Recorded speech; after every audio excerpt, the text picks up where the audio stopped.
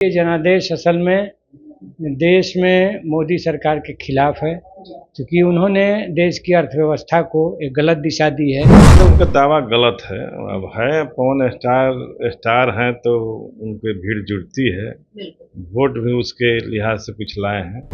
देखिए, काराकाट में जनता ने शुरू से इंडिया गठबंधन के पक्ष में मन बना लिया था।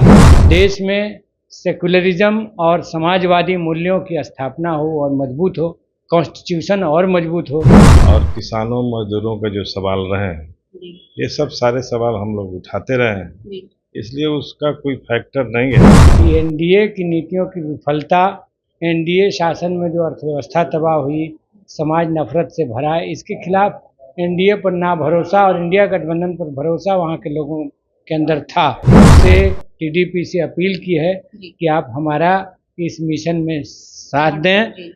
आप जो है देश की जनता का जो जनादेश आया है उसका सम्मान करें और आप साथ दें। देखिए, लोकसभा चुनाव के परिणाम के बाद बिहार में कुल 9 सीटें इंडिया गठबंधन को मिलती हुई नजर आई है और बाकी 30 सीटों पे एनडीए को जीत हासिल हुई है। एक सीट पर बात कर ले तो निर्दलीय जो कि पप्पू यादव रहे हैं।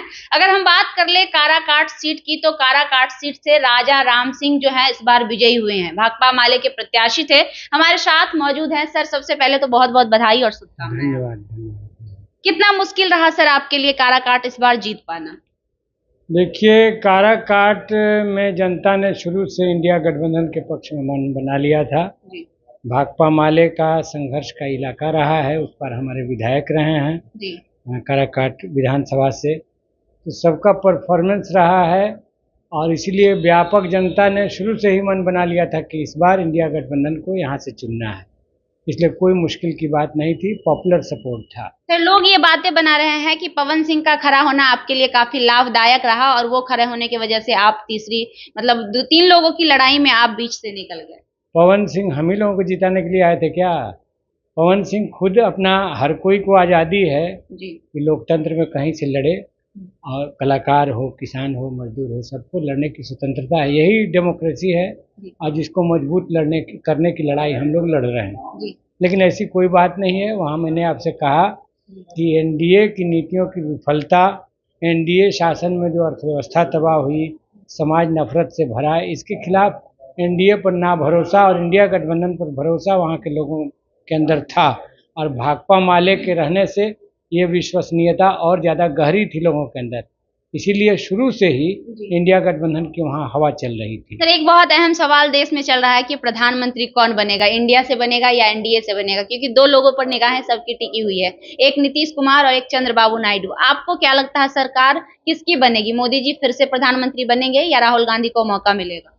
देखिए, हम मानते हैं कि ये जनादेश असल में देश में मोदी सरकार के खिलाफ है, क्योंकि उन्होंने देश की अर्थव्यवस्था को एक गलत दिशा दी है, जिसमें गरीबी बढ़ी है, बेरोजगारी बढ़ी है, महंगाई बढ़ी है, नौजवानों की हालत तबाह है, किसानों की खेती बेच देने की, नीलाम कर देने की साजिशें हुई है।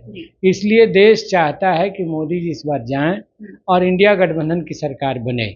देश में सेकुलरिज्म और समाजवादी मूल्यों की स्थापना हो और मजबूत हो, कॉन्स्टिट्यूशन और मजबूत हो, डेमोक्रेसी और ज़्यादा क्वालिटी लिए हो और ज़्यादा डेवलप हो।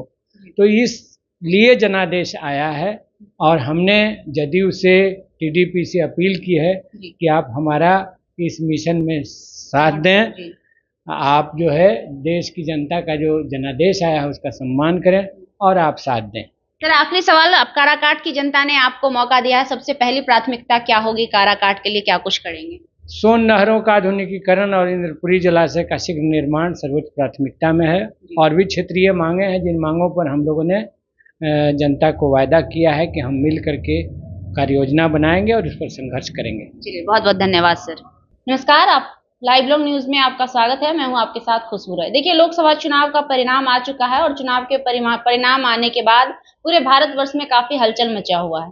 कौन बनेगा प्रधानमंत्री, ये बहुत बड़ा सवाल है, क्योंकि दोनों ही पक्ष के जो लोग हैं इस बार काफी कांटे की लड़ाई हुई है दोनों पक्ष में। देखा जाए तो एनडीए और इंडिया गठबंधन के परिणामों में ज्यादा फासला नहीं है। इसी बीच बिहार की अगर हम बात कर ले तो बिहार में इंडिया गठबंधन को कुल 9 सीटें ही प्राप्त हो पाई है। 30 सीटों पर एनडीए है और एक निर्दलीय जो कि पप्पू यादव है। ऐसे में बात करेंगे काराकाट सीट का। काराकाट लोकसभा सीट जो है इस बार काफी हॉट सीट माना गया था। हॉट सीट इसलिए माना गया था क्योंकि वहां पे जो एक निर्दलीय प्रत्याशी थे वो काफी चर्चे में थे, पवन सिंह, जो कि भोजपुरी के गायक भी हैं, और वहां 3 लोगों की लड़ाई, त्रिकोणीय लड़ाई काफी दिलचस्प थी। इसमें राजा राम सिंह जो कि भाकपा माले के प्रत्याशी थे, वो जीत हुई उनकी, और इस प्रकार से क्या कुछ हुआ जानेंगे। ये हमारे साथ काराकाट के विधायक अरुण सिंह जी हैं। सबसे पहले तो सर बहुत बहुत बधाई कि काराकाट आपने जीत लिया।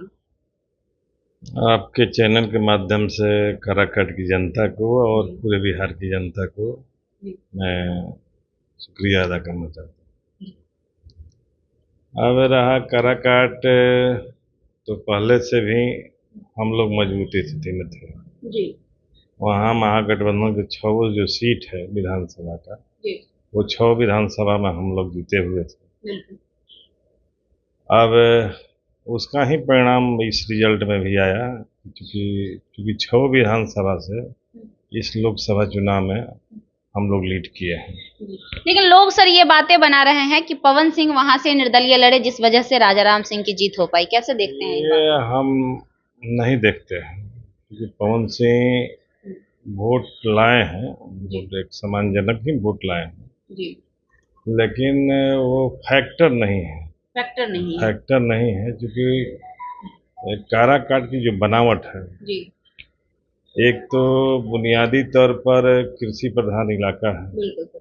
और कृषि प्रधान इलाका होने के चलते कृषि की समस्याएं वहाँ बहुत रही हैं, और इसके लिए लड़ने वाली जो पार्टी थी वो भाकपा माले थी। चाहे सोनहर का आधुनिकीकरण का सवाल हो, इंद्रपुरी जलाशय के निर्माण का सवाल हो, ये सब सारे सवाल, और किसानों मजदूरों का जो सवाल रहे हैं, ये सब सारे सवाल हम लोग उठाते रहे हैं। इसलिए उसका कोई फैक्टर नहीं है कि पवन सिंह के आने से हम लोग जीत गए। हम लोग का वहाँ जो आधार है उसका ही कारण है कि हम लोग जीते। ऐसा पवन सिंह के समर्थकों का कहना है जो लगातार ये दावा कर रहे हैं। तो उनका दावा गलत है। अब है पवन स्टार हैं तो उनके भीड़ जुड़ती है, वोट भी उसके लिहाज से कुछ लाए हैं, लेकिन जीतने लायक उनकी स्थिति नहीं थी।